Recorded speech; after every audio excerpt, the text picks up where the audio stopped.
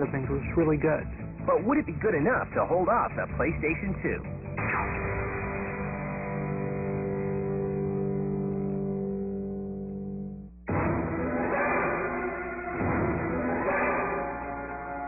On October 26th of 2000, the heavily hyped PlayStation 2 is unleashed on the masses.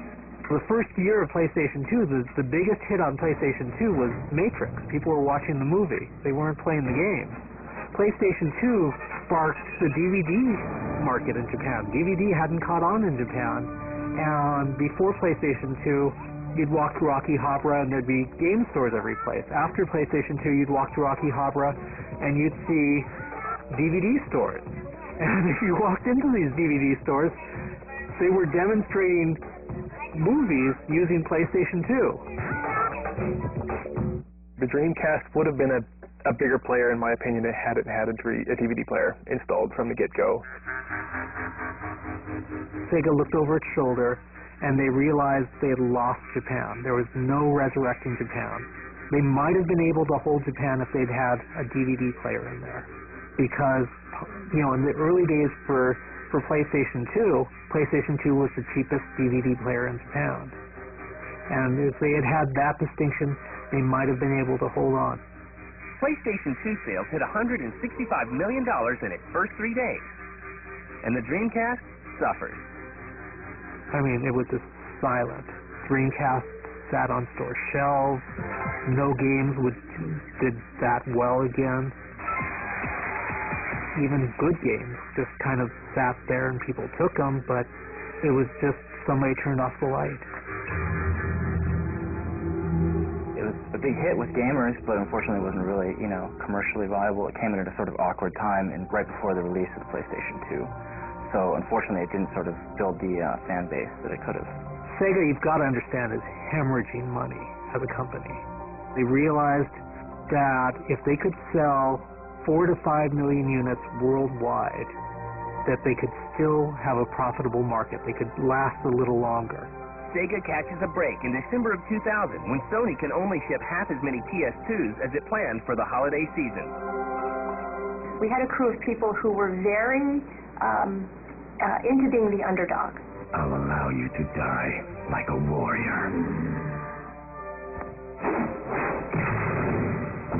Oddly enough, becoming the underdog almost galvanized us further. It really brought us together as a team because we knew exactly what we had to do.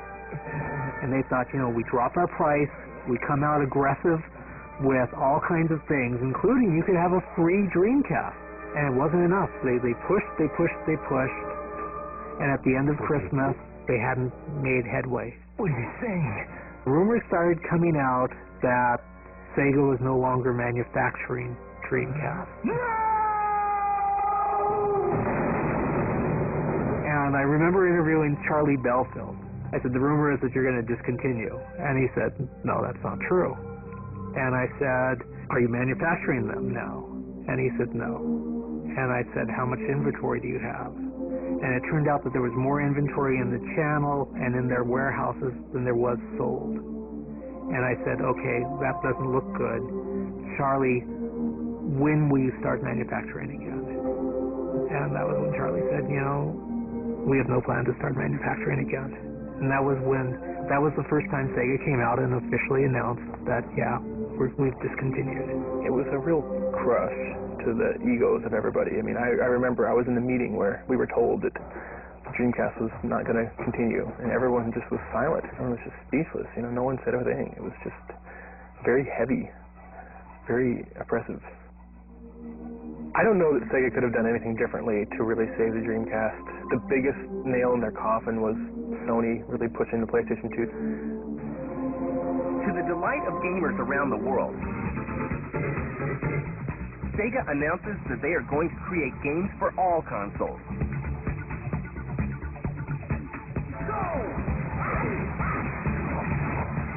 I think it was a time where Sega really had to address itself and say, are we going to now just be a software company?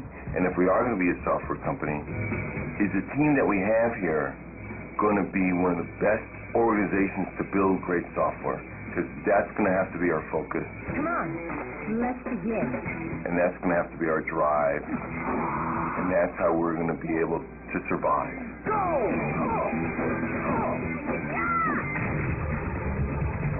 So when Sega said that they would no longer be hardware specific, there was a lot of excitement. They really were the bells of all.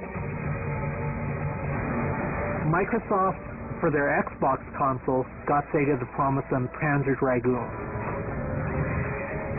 A beautiful game.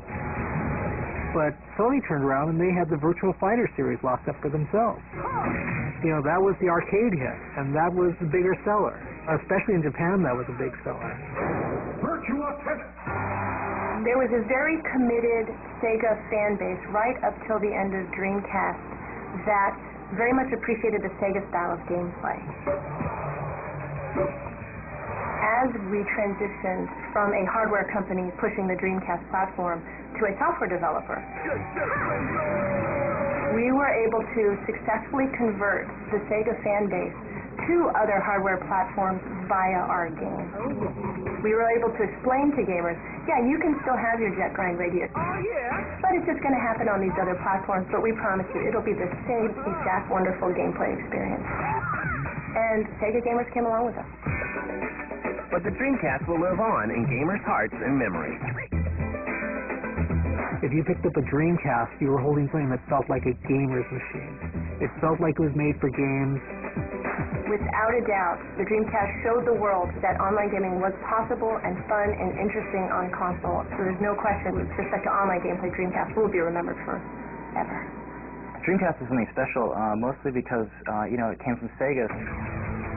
So the games that really were released with it, especially at the beginning, were some of the best games of the last generation, or even this one. I've been in this industry a long time. I've seen a lot of hardware companies come and go. Dreamcast will always have a position in this industry from a historic standpoint. Because it did so well in the first 2 years that it was there, it really established itself. Here is a system that was ahead of its time. People who owned a Dreamcast in 2000 and 2001 were probably a lot happier than people who owned a PlayStation 2, because there were a lot of great games for Dreamcast. I think that it will go down in history as one of the more desirable systems.